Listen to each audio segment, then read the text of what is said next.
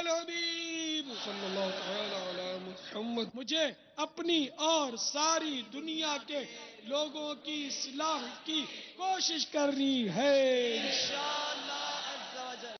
آئیے سنتوں بھرا بیان دیکھیے، مگر ٹھہریے، پہلے اچھی اچھی نیتیں فرما لیجئے تاکہ ثواب بھی ملے. فرمان مصطفیٰ صلی اللہ تعالی علیہ وآلہ وسلم، نیت المؤمنی خیر من عملی، مومن کی نیت اس کے عمل سے بہتر ہے. اللہ عز و جل کی رضا پانے اور ثواب کمانے کی غرض سے سلسلہ دیکھنے سے پہلے اچھی اچھی نیتیں فرما لیجئے. اللہ عز و جل کی رضا کی خاطر علم دین حاصل کروں گا، سیکھ کر دوسروں تک نیکی کی دعوت پہنچاؤں گا، خاص خاص باتیں لکھوں گا، اول تاخیر دیکھوں گا. میں مبلغ بنوں سنتوں کا، خوب چرچا کروں سنتوں کا، ہو کرم بہر خاک مدینہ. الحمدللہ رب العالمین، والصلاة والسلام على سید المرسلین. اما بعد فاعوذ باللہ من الشیطان الرجیم. بسم اللہ الرحمن الرحیم. الصلاة والسلام علیک یا رسول اللہ وعلى آلک واصحابک یا حبیب اللہ. الصلاة والسلام علیک یا نبی اللہ وعلى آلک واصحابک یا نور اللہ. میٹھے میٹھے اسلامی بھائیوں، قریب قریب آ کر حصول علم دین کی نیت کے ساتھ بیان کی تعظیم کی نیت سے دو زانوں بیٹھ جائیے. اگر تھک جائیں تو جس طرح آپ کو آسانی ہو اسی طرح بیٹھ کر بیان سنیے کہ لاپرواہی کے ساتھ ادھر ادھر دیکھتے ہوئے، زمین پر انگلی سے کھیلتے ہوئے، لباس بدن اور بالوں وغیرہ کو سہلاتے ہوئے سننے سے اس کی برکتیں زائل ہو جانے کا اندیشہ ہے. بیان سے پہلے کچھ اچھی اچھی نیتیں بھی کر لیتے ہیں. انشاءاللہ عز و جل میں یہ نیت کرتا ہوں کہ میں اللہ تبارک و تعالیٰ کی رضا کی خاطر بیان کروں گا، اور آپ تمام اسلامی بھائی یہ نیت کر لیں کہ انشاءاللہ عز و جل میں اللہ تبارک و تعالیٰ کی رضا کی خاطر بیان سنوں گا، نگاہ نیچے کیے بیان سنوں گا، ادھر ادھر دیکھنے سے بچوں گا. جب بھی بیان کے دوران سرکار دو عالم صلی اللہ تعالی علیہ وسلم کا نام نامی اسم گرامی لیا جائے گا تو حضور علیہ الصلوۃ والسلام پر درود پاک بھیجوں گا، اور بیان اول تا آخر سنوں گا. جو بیان سنوں گا، جو بیان کروں گا، اس پر عمل کروں گا انشاءاللہ عز و جل. پیارے آقا مدینے والے مصطفیٰ صلی اللہ تعالی علیہ وسلم پر درود پاک پڑھنے کے بے حد فضائل احادیث مبارکہ میں وارد ہیں. چنانچہ سرکار دو عالم صلی اللہ تعالی علیہ وسلم نے ارشاد فرمایا، جو شخص مجھ پر ایک بار درود پاک پڑھتا ہے اللہ تبارک و تعالی اس پر 10 رحمتیں نازل فرماتا ہے. صلو علی الحبیب صلی اللہ تعالی علی محمد، صلاۃ والسلام علیک یا سیدی یا رسول اللہ.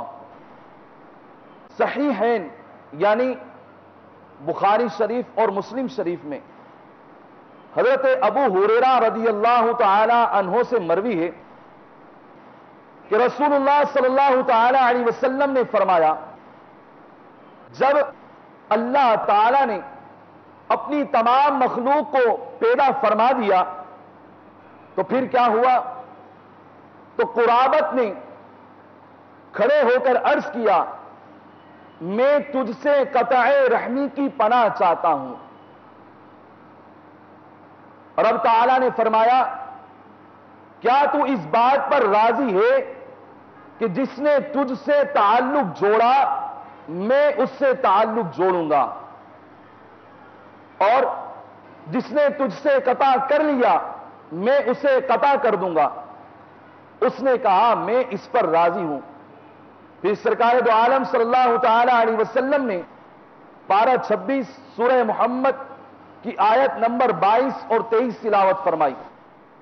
جس کا ترجمہ یہ ہے، تو کیا تمہارے یہ لچھن یعنی انداز نظر آتے ہیں کہ اگر تمہیں حکومت ملے تو تم زمین کے اندر فساد پھیلاؤ اور اپنے رشتے کاٹ دو؟ یہ ہیں وہ لوگ جن پر اللہ تعالی نے لعنت کی اور انہیں حد سے بھیڑا کر دیا اور ان کی آنکھیں پھوڑ دیں۔ تو پیارے محترم اسلامی بھائیوں، اس حدیث مبارکہ میں اور اس آیت کریمہ کے اندر جو یہ ترجمہ کیا گیا، ہمیں تعلق جوڑنے کا حکم دیا گیا ہے۔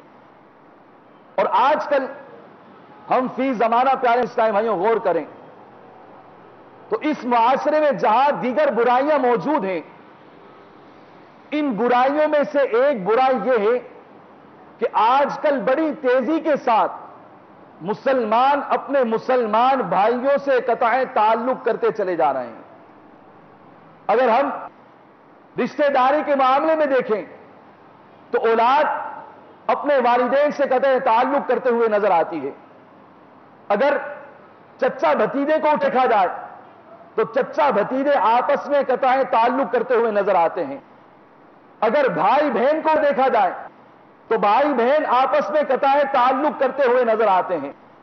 اور اسی طرح دیگر رشتہ داروں کو دیکھا جائے، دیگر رشتہ داروں کی طرف نظر دوڑائی جائے تو پیارے محترم اسلامی بھائیوں، آج بڑی تیزی کے ساتھ یہ برائی اس معاشرے کے اندر پھیلتی چلی جا رہی ہے کہ آج ہم اپنے رشتہ داروں سے قطع تعلق کرتے چلے جا رہے ہیں۔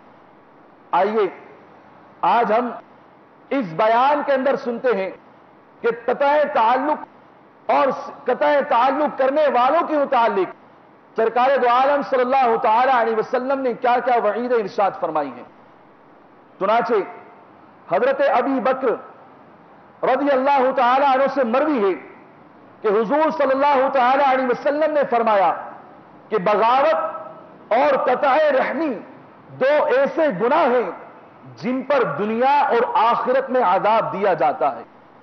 مسند احمد میں ہے، انسان کے اعمال ہر جمعرات کو پیش کیے جاتے ہیں مگر قطع رحمی کرنے والے کا کوئی عمل مقبول نہیں ہوتا۔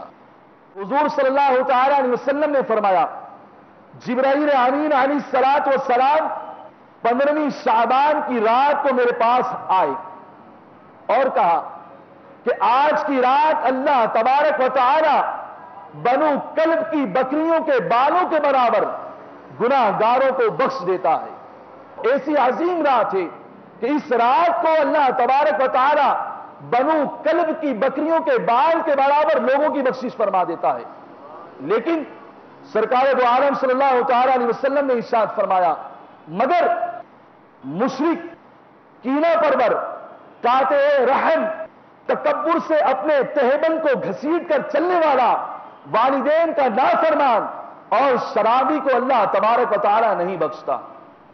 یعنی اس رات کثیر لوگوں کی بخشش ہو رہی ہے، کثیر لوگوں کو بخشا جا رہا ہے، کثیر لوگوں کے گناہ معاف ہو رہے ہیں، جنت کے پروانے دیے جا رہے ہیں، لیکن جو شخص کینہ اپنے دل میں رکھتا ہے، اپنے مسلمان بھائی کا بغض اپنے دل کے اندر رکھتا ہے، اس سے عداوت رکھتا ہے، اللہ تبارک و تعالیٰ اس کی بخشش نہیں فرماتا۔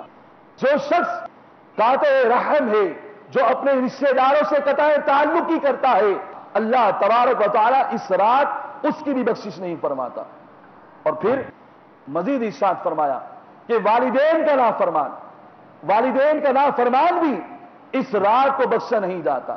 تو پیارے محترم اسلامی بھائیوں، اتنی عظیم رات ہے جس رات کے اندر کروڑوں مسلمانوں کی بخشش ہو رہی ہے، نہ جانے کتنے لوگوں کو بخشا جا رہا ہے، لیکن وہ شخص جو قطع تعلق کرنے والا ہے، مشرک ہے، کینہ پرور ہے اور اپنے والدین کا نافرمان ہے، شراب پینے کا عادی ہے، اللہ تبارک و تعالیٰ اس کی بخشش نہیں فرماتا۔ اسی طرح ابن حبان سے مروی ہے، 3 آدمی جنت میں نہیں جائیں گے۔ نمبر 1 شرابی، نمبر 2 قاطع رحم یعنی اپنے رشتہ داروں سے قطع تعلق کرنے والا، اور نمبر 3 جادوگر۔ مروی ہے کہ اس امت کے کچھ لوگ کھانے پینے اور لہو و لعب میں راتیں گزاریں گے، اور پھر جب صبح ہوگی تو ان کی صورتیں مسخ ہو جائیں گی، یعنی ان کی صورتیں بگاڑ دی جائیں گی، انہیں زمین میں دھسا دیا جائے گا۔ صبحوں کو لوگ ایک دوسرے سے کہیں گے فلاں خاندان زمین میں دھس گیا، فلاں مؤسس اپنے گھر کے ساتھ زمین میں غرق ہو گیا۔ ان کی شراب نوشی، سود خوری، قطع رحمی، ناچ گانے پر فریفتگی اور ریشمی لباس پہننے کی وجہ سے ان پر قوم لوط کی طرح پتھروں کی بارش ہوگی، اور قوم عاد کی طرح ان پر ہلاکت خیز آندیاں بھیجی جائیں گی، جن سے وہ اپنے قبائل سمیت ہلاک ہو جائیں گے۔ پیارے محترم اسلامی بھائیوں، ہم غور کریں، آج کل کے مسلمانوں کے اندر یہ بیماریاں، یہ مسائل، یہ تمام چیزیں جو احادیث کے اندر بیان کی گئیں، آج مسلمانوں کے اندر بڑی تیزی کے ساتھ پائی جا رہی ہیں۔ آج مسلمان شرابی ہوتا چلا جا رہا ہے۔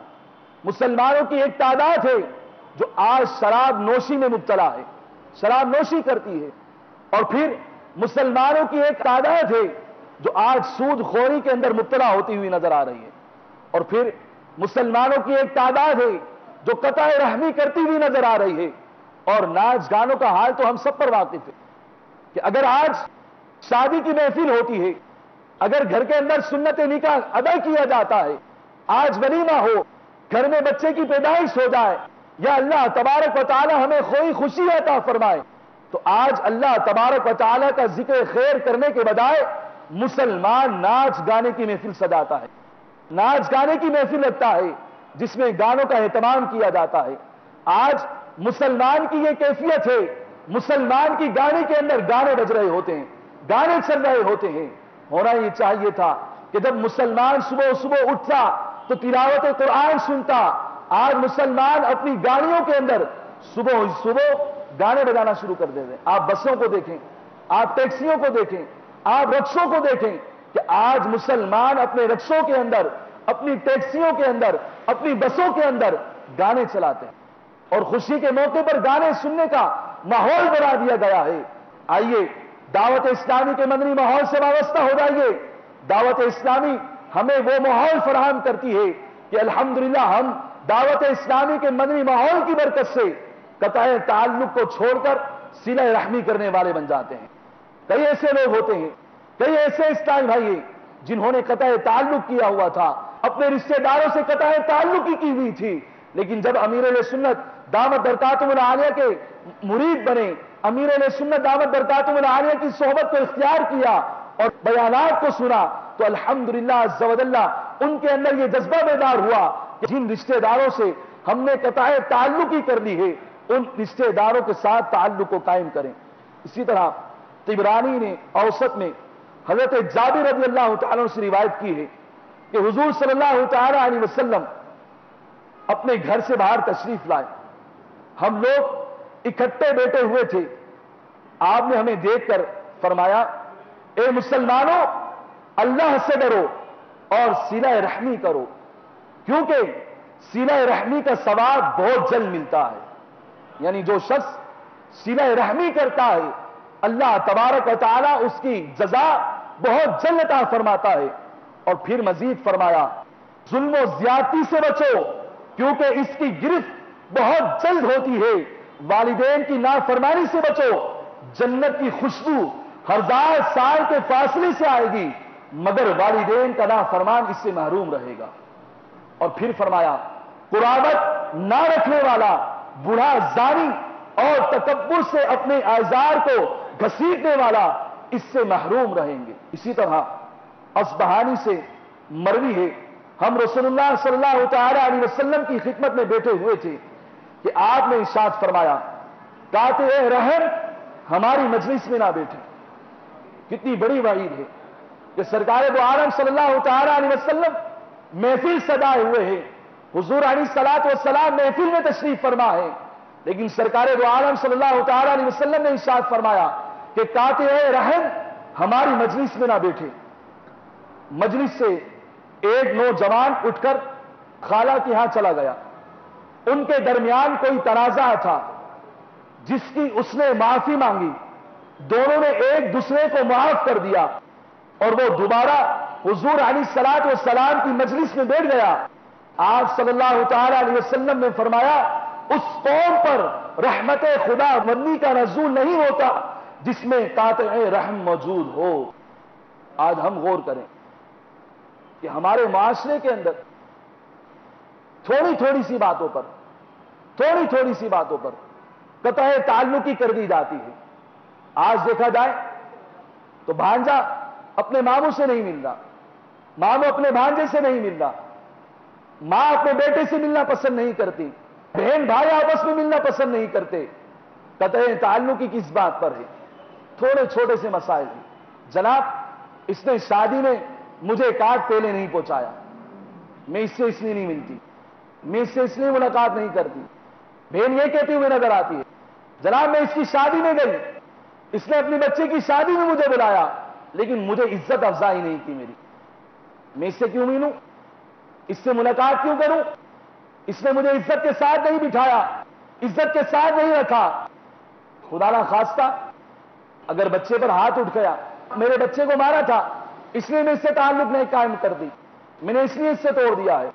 اب ہم غور کریں چھوٹی چھوٹی باتوں پر، چھوٹی چھوٹی سی باتوں پر آج ہمارے یہاں اس معاشرے کے اندر اپنے رشتہ داروں سے قطع تعلقی کر دی جاتی ہے، اپنے رشتہ داروں سے رشتہ داریاں ختم کر دی جاتی ہیں، اور پھر ایسی رشتہ داریاں ختم کر دی جاتی ہیں کہ اپنی اولاد کو بھی منع کر دیا جاتا ہے کہ ان سے تعلق قائم نہیں کرنا۔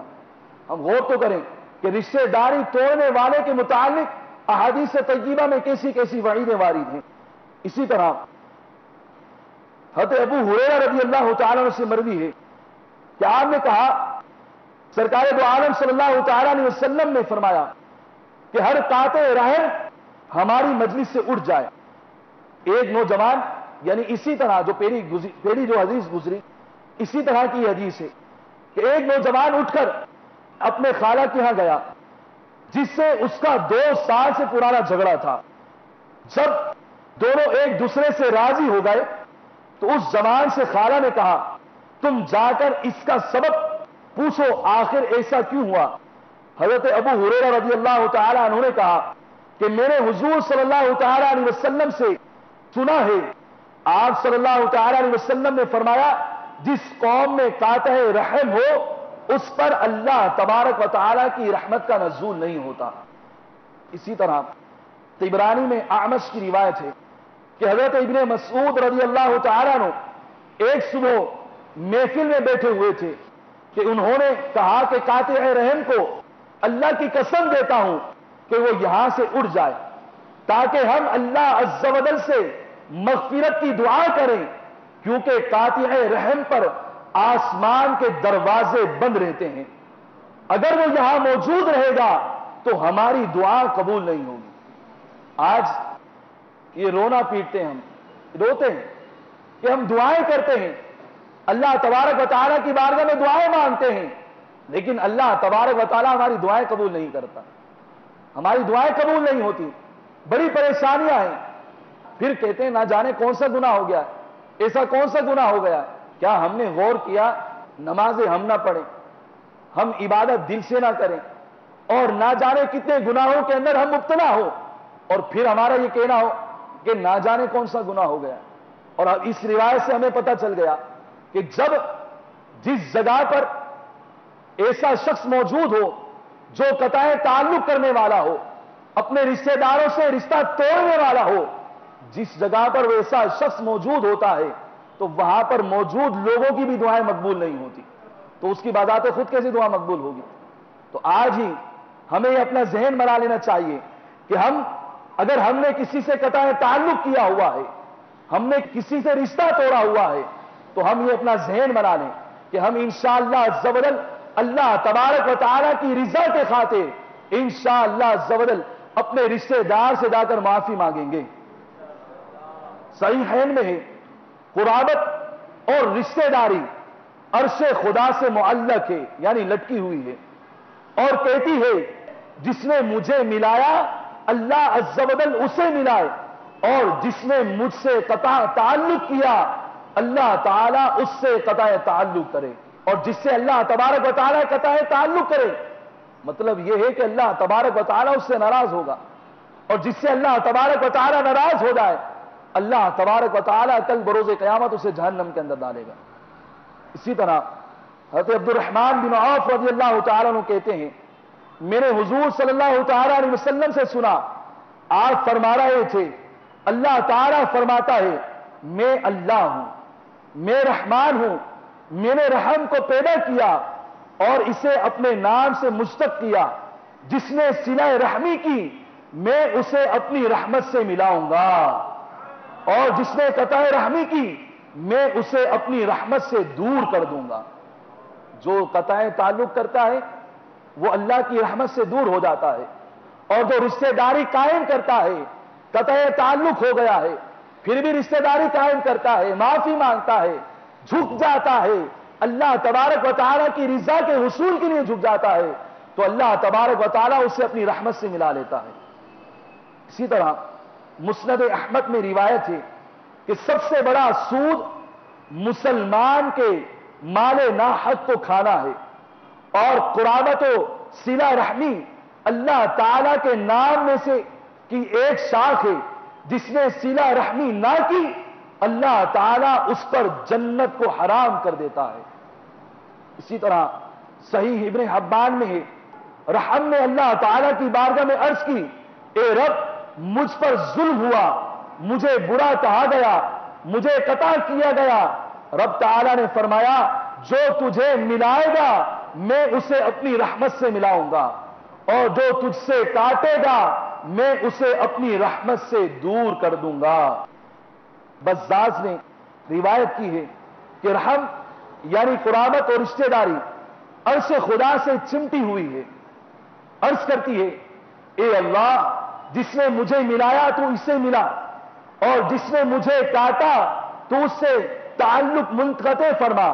رب تعالیٰ نے فرمایا میں نے تیرا نام اپنے نام رحمان و رحیم سے مشتق کیا ہے، جس نے تجھے ملایا میں اسے اپنی رحمت سے ملاؤں گا، اور جس نے تجھ سے تعلق منقطع کیا میں اسے اپنی رحمت سے منقطع کر دوں گا۔ بزاز کی روایت ہے تین چیزیں عرش خدا سے لٹکی ہوئی ہیں۔ قرابت کہتی ہے اے اللہ میں تیرے ساتھ ہوں، کبھی تجھ سے جدا نہ ہوں گی۔ امانت کہتی ہے اے اللہ میں تیرے ساتھ ہوں، میں تیری رحمت سے کبھی جدا نہ ہوں گی۔ نعمت کہتی ہے اے اللہ میں تیری رحمت سے جدائی نہیں چاہتی، میرا انکار نہ کیا جائے۔ اسی طرح صحیحین میں مروی ہے حضور صلی اللہ تعالی علیہ وسلم نے فرمایا جو شخص اللہ عز و جل اور قیامت پر ایمان رکھتا ہے وہ اپنے مہمان کی عزت کرے، صلہ رحمی کرے اور اچھی بات کرے یا چپ رہے۔ اور ایک روایت میں اس طرح ہے جو شخص طویل عمر اور فراخ رزق کی تمنا رکھتا ہے اسے چاہیے کہ وہ صلہ رحمی کرے۔ کتنا پیارا نسخہ مل گیا۔ آج عمومی طور پر مسلمان اس بات کی شکایت کرتے ہوئے نظر آتے ہیں کہ ہمارے رزق میں برکت نہیں ہے، ہمارے کاروبار میں برکت نہیں ہے۔ کسی پیاری روایت مل گئی کہ اگر کوئی مسلمان طویل عمر چاہتا ہو اور اپنے رزق میں فراخی چاہتا ہو کہ اس کا رزق بڑھ جائے تو اسے چاہیے کہ وہ قطع رحمی سے بچے، وہ قطع رحمی نہ کرے، اپنے رشتہ داروں کے ساتھ تعلق قائم کرے۔ جب اپنے رشتہ داروں کے ساتھ تعلق قائم کرے گا تو اللہ تبارک و تعالیٰ اس کے رزق کو بھی بڑھا دے گا اور اس کی عمر کو بھی دراز فرما دے گا۔ اسی طرح حضرت ابو ہریرہ رضی اللہ تعالیٰ عنہ سے مروی ہے میں نے رسول اکرم صلی اللہ تعالیٰ علیہ وسلم کو فرماتے سنا جو شخص فراخی رزق اور عمر طویل کو پسند کرتا ہے وہ صلہ رحمی کرے۔ مزید فرمایا اپنا نسب یاد کرو تاکہ رشتہ داروں کو پہچان سکو، اس لیے کہ رشتہ داروں سے میل ملاپ میں خاندان کی محبت بڑھتی ہے، مال و دولت زیادہ ہوتی ہے اور عمر طویل ہو جاتی ہے۔ اسی طرح حاکم اور بزاز کی روایت ہے جو شخص یہ تمنا رکھتا ہو کہ اس کی عمر طویل ہو رزق میں کشادگی ہو اور بری موت سے بچ جائے، وہ اللہ سے ڈرے یا صلہ رحمی کرے۔ ہر مسلمان کو اللہ تبارک و تعالیٰ کی بارگاہ میں یہ دعا کرنی چاہیے کہ اللہ تبارک و تعالیٰ ہمیں بری موت سے بچائے، اور اللہ کرے امیر اہل سنت کے صدقے میں ہمیں جنت البقیع میں مدفن مل جائے۔ ہماری موت اللہ کرے ایسا ہو کہ مدینہ منورہ میں واقع ہو جائے، تو کتنا پیارا نسخہ مل گیا کہ اگر کوئی چاہتا ہے کہ اس کی بری موت واقع نہ ہو تو اسے چاہیے کہ وہ اپنے رشتہ داروں کے ساتھ صلہ رحمی کرے۔ اور عمومی طور پر آج ہر شخص کی یہ خواہش، موت ویسے بھی کوئی پسند نہیں کرتا، موت تو اللہ والے پسند کرتے ہیں۔ آج کل ہر ایک کی یہ خواہش ہوتی ہے میری عمر بڑھ جائے، میری عمر بڑھ جائے۔ اگر اللہ والے اپنے عمر بڑھنے کی خواہش بھی کرتے تھے تو اس لیے کرتے تھے کہ ہماری عمر اس لیے بڑھ جائے کہ ہم اپنی عمر جب ہماری بڑھے گی تو ہم زیادہ سے زیادہ اللہ کی عبادت کریں گے۔ اور ہماری کیا خواہش ہوتی ہے؟ ہماری عمر بڑھے گی تو ہم زیادہ سے زیادہ مال کمائیں گے، ہماری دولت زیادہ ہو جائے گی، ایک گاڑی کی جگہ دوسری گاڑی ہو جائے گی، ایک گھر کی جگہ دوسرا گھر ہو جائے گا۔ اسی طرح ہر شخص کی یہ خواہش ہوتی ہے کہ میرا مال بڑھے، میرے مال کے اندر زیادہ سے زیادہ اضافہ ہو جائے۔ اور پھر تیسری خواہش کیا ہوتی ہے کہ میں مروں بھی صحیح تو میری موت اچھی ہو، میری موت اچھی ہو، میں اچھی موت کے ساتھ مروں۔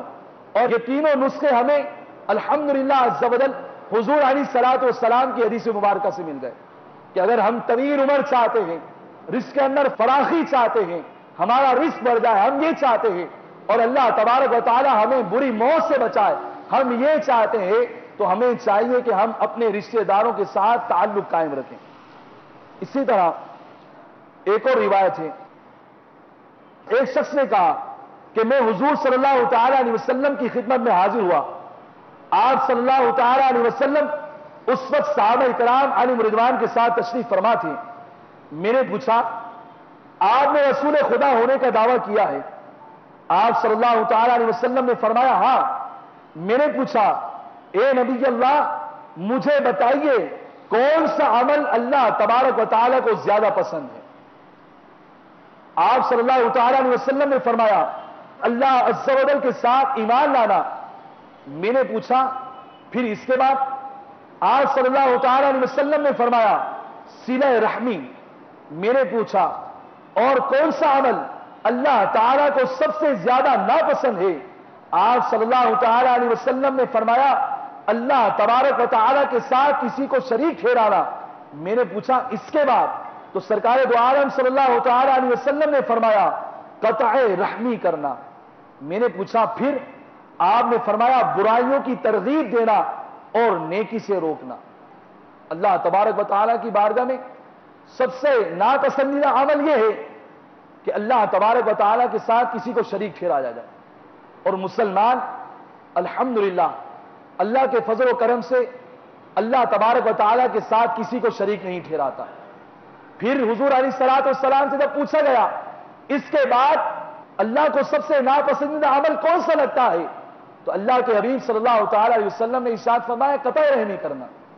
آج ہم غور کریں، ہم اپنے اندر اپنے آپ سے پوچھیں کیا کہیں ایسا تو نہیں ہے کہ میں اپنے رشتہ داروں سے قطع تعلق ہی کر کے بیٹھا ہوا ہوں، میں اپنے ماموں سے قطع تعلق ہی کر کے بیٹھا ہوا ہوں، اپنی خالہ سے قطع تعلق ہی کر کے بیٹھا ہوا ہوں، اپنے والدین سے قطع تعلق ہی کر کے بیٹھا ہوا ہوں، اپنے بھائی بہنوں سے قطع تعلق ہی کر کے بیٹھا ہوا ہوں؟ کہیں ایسا تو نہیں کہ میں نے اپنے کسی رشتہ دار سے قطع تعلق ہی کی ہوئی ہے اور پھر میں بڑی خوشی کے ساتھ رہ رہا ہوں؟ ایسا عمل جو اللہ تبارک و تعالیٰ کو پسند نہیں ہے وہ عمل میں کر رہا ہوں۔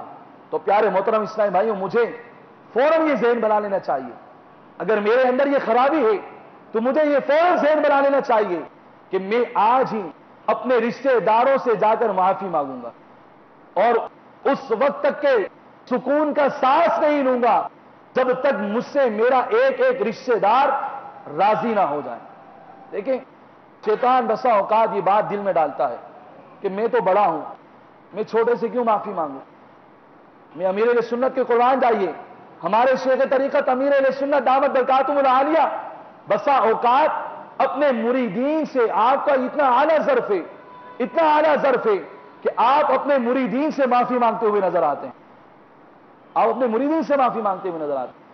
اور یہ بات ذہن نشین رکھیں کہ اگر کوئی شخص کسی کے پاس جھکتا ہے, کسی سے عاجزی کرتے ہوئے معافی مانگتا ہے, تو اس کی عزت گھٹتی نہیں ہے بلکہ بڑھ جاتی ہے, بلکہ بڑھ جاتی ہے عزت. خاندان والے, دوست احباب, رشتہ دار یہ بات کہتے ہوئے نظر آتے ہیں, یار کتنا عظیم الشان شخص ہے, یہ کتنا پیارا آدمی ہے, یہ کتنا پیارا اسلامی بھائی ہے کہ جس نے ہم سے غلطی کی معافی مانگی. غلطی اگرچہ اس سے نہیں ہوئی, پھر بھی ہمارے پاس حاضر ہو کر ہم سے معافی مانگ رہا ہے. تو اللہ تبارک و تعالی رشتہ داروں کے دل کے اندر, دوست احباب کے دل کے اندر اللہ تبارک و تعالی اس شخص کی محبت بٹھا دیتا ہے جو اللہ تبارک و تعالی کی رضا کے خاطر اپنے مسلمان بھائی سے, اپنے رشتہ داروں سے معافی مانگتا ہے. تو پیارے محترم اسلامی بھائیوں, ہمیں یہ ذہن بنا لینا چاہیے کہ ہم اللہ تبارک و تعالی کی رضا کے خاطر اپنے مسلمان بھائیوں کو معاف بھی کریں گے, اور اگر ہم سے کسی کی حق تلفی ہو گئی ہوگی, اگر ہم سے کسی کا دل دکھ گیا ہوگا, تو ہم اس سے بڑھ کر خود معافی مانگیں گے. بخاری اور مسلم کی روایت ہے کہ حضور صلی اللہ تعالی علیہ وسلم اونٹنی پر سوار صحابہ کرام علیہم رضوان کے ساتھ سفر میں جا رہے تھے کہ ایک بدوی نے آ کر آپ صلی اللہ تعالی علیہ وسلم کی اونٹنی کی مہار یعنی رسی کو پکڑ لیا اور کہا, حضور مجھے ایسا عمل بتائیے جو جنت سے قریب اور جہنم سے دور کر دے. ایسا عمل بتائیے جو مجھے جنت کے قریب اور جہنم سے دور کر دے. آپ صلی اللہ تعالی علیہ وسلم پھیر گئے اور صحابہ کرام علیہم رضوان کی طرف دیکھ کر فرمایا, یہ شخص ہدایت یافتہ ہو گیا.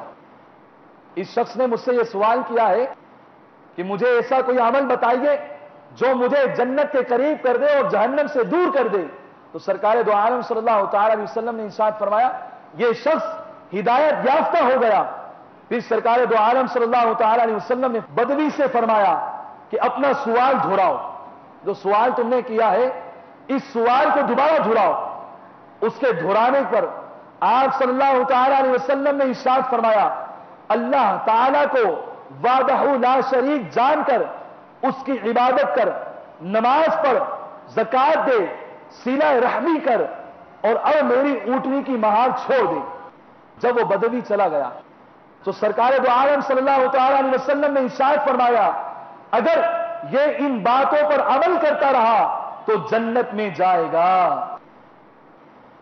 اسی طرح طبرانی کی روایت ہے کہ آپ صلی اللہ تعالی علیہ وسلم نے فرمایا, ایک قوم ایسی ہے کہ اللہ تعالیٰ اس کے شہروں کو آباد کرتا ہے, اور پھر فرمایا اس کے مال کو بڑھاتا ہے, اور جب سے انہیں پیدا کیا ہے کبھی ناراضگی کی نگاہ سے نہیں دیکھا.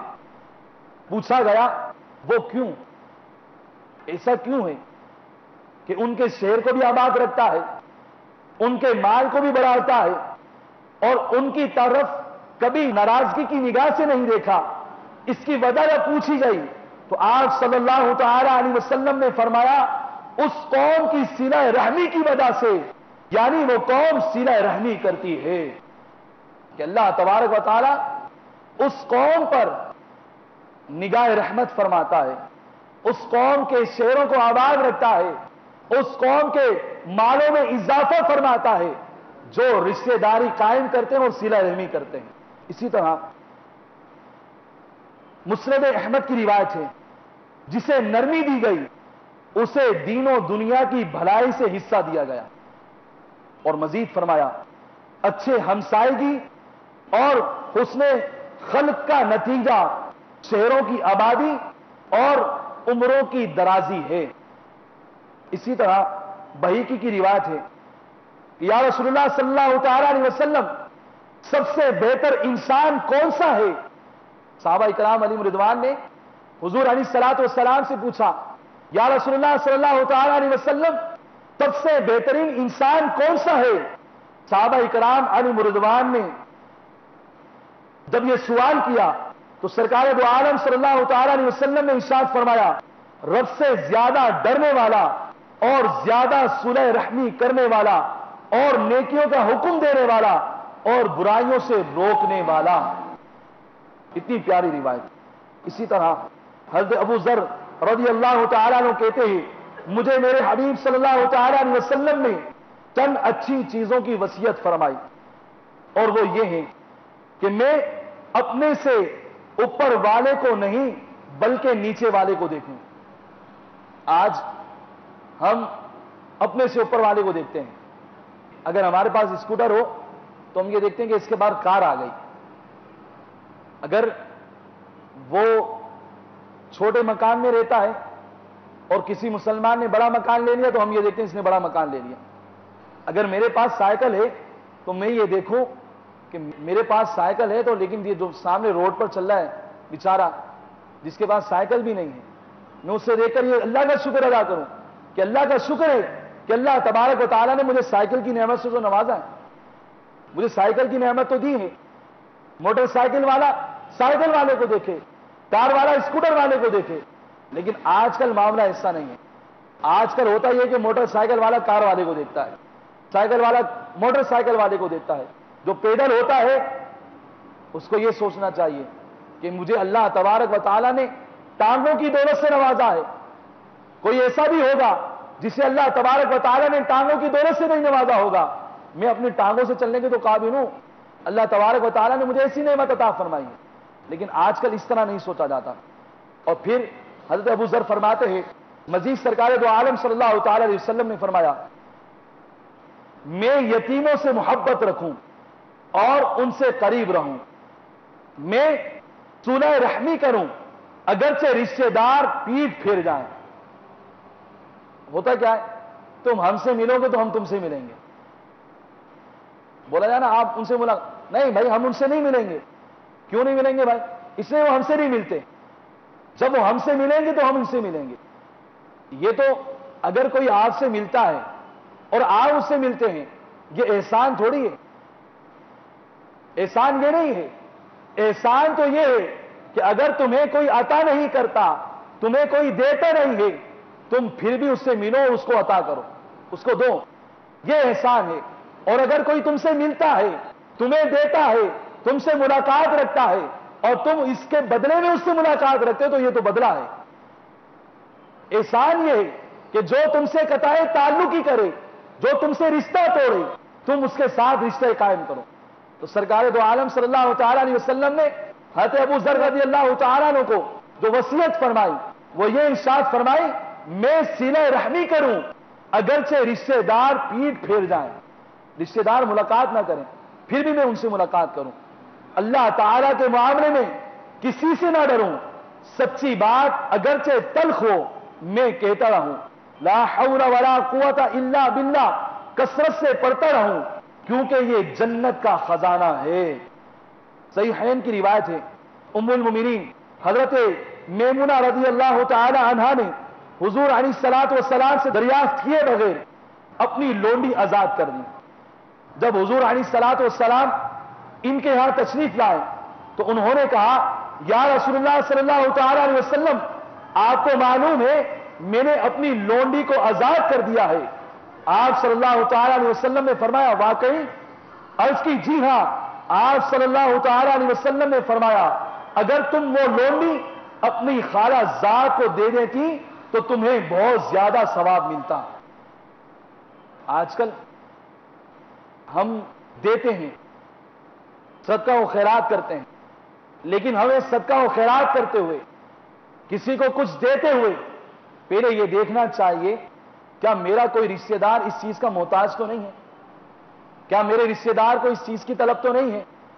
اگر میرے رشتہ دار کو اس چیز کی حاجت ہے تو مجھے زیادہ ثواب اس صورت میں ملے گا کہ میں وہ چیز اپنے رشتہ دار کو دوں، اپنے رشتہ دار کو عطا کروں۔ تو اگر میں اپنے رشتہ دار کو وہ چیز دوں گا تو اللہ تبارک و تعالی مجھے زیادہ ثواب عطا فرمائے گا۔ اسی طرح ایک اور روایت ہے کہ حضور صلی اللہ تعالی علیہ وسلم کی بارگاہ میں ایک شخص حاضر ہوا اور کہا میں نے بہت بڑا گناہ کیا ہے، توبہ کی کوئی صورت بتلائیے۔ تو آپ صلی اللہ تعالی علیہ وسلم نے پوچھا تیری ماں زندہ ہے؟ کہا نہیں۔ پھر آپ نے پوچھا تمہاری خالہ زندہ ہے؟ عرض کی ہاں یا رسول اللہ صلی اللہ تعالی علیہ وسلم۔ فرمایا جاؤ اور اس کی خدمت کرو یہی صلہ رحمی ہے. تو آئیے دعوت اسلامی کے مدنی ماحول سے وابستہ ہو جائیے. جب الحمدللہ ہم دعوت اسلامی کے مدنی ماحول سے وابستہ ہو جائیں گے, امیر اہل سنت دامت برکاتہم العالیہ کے عطا کردہ 72 مدنی انعامات کے عامل بن جائیں گے اور مدنی قافلوں کے مسافر بن جائیں گے, تو انشاءاللہ عز و جل ہمارے دل میں بھی یہ جذبہ بیدار ہو جائے گا کہ ہم اپنے اسلامی بھائیوں کے ساتھ, اپنے رشتہ داروں کے ساتھ تعلق قائم کرنے والے بن جائیں گے. اور الحمدللہ دعوت اسلامی نے ایسی کئی بہاریں دکھائی ہیں. اپنے رشتہ داروں سے قطع تعلقی کرنے والے, اپنے رشتہ داروں سے تعلق توڑنے والے, الحمدللہ جب دعوت اسلامی کے مدنی ماحول سے وابستہ ہوئے, امیر اہل سنت دعوت برکاتہم العالیہ کی ایسی نظر پڑی کہ ان کی نظر کے صدقے میں اپنے رشتہ داروں کے ساتھ تعلق قائم کرنے والے بن گئے.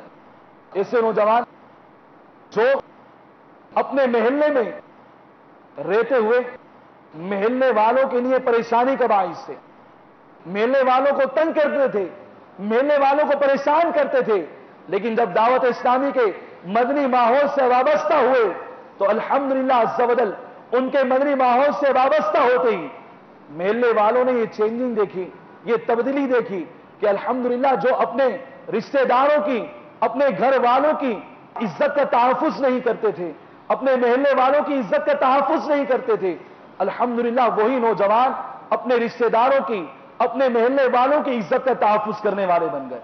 تو آئیے آپ بھی دعوت اسلامی کے مدنی ماحول سے وابستہ ہو جائیے. الحمدللہ دعوت اسلامی کے مدنی قافلے رائے خدا عز و جل میں سفر کرتے ہیں. آپ بھی نیت کیجئے کہ انشاءاللہ عز و جل ہم دعوت اسلامی کے مدنی قافلوں میں ضرور بالضرور سفر کریں گے. اور پھر امیر اہل سنت دعوت برکاتہم العالیہ نے جو ہمیں مدنی انعامات کا رسالہ عطا فرمایا, در حقیقت یہ نیک بننے کا نسخہ ہے کہ ہم نیک کس طرح بن سکتے ہیں. اگر ہم ان مدنی انعامات کے عامل بن گئے تو پیارے محترم اسلامی بھائیوں ہم نیک بننے میں کامیاب ہو جائیں گے. تو پیارے محترم اسلامی بھائیوں نیت کر لیں کہ انشاءاللہ عز و جل ہم امیر اہل سنت دعوت برکاتہم العالیہ کے عطا کردہ 72 مدنی انعامات پر ضرور بالضرور عمل کریں گے انشاءاللہ. اللہ تبارک و تعالی ہمیں اپنے رشتہ داروں کے ساتھ صلہ رحمی کرنے کی توفیق عطا فرمائے. آمین بجاہ نبی الامین صلی اللہ تعالی علیہ وآلہ وسلم. میں مبلغ بنوں سنتوں کا, خوب چرچا کروں سنتوں کا, ہو کرم بہر خاک مدینہ.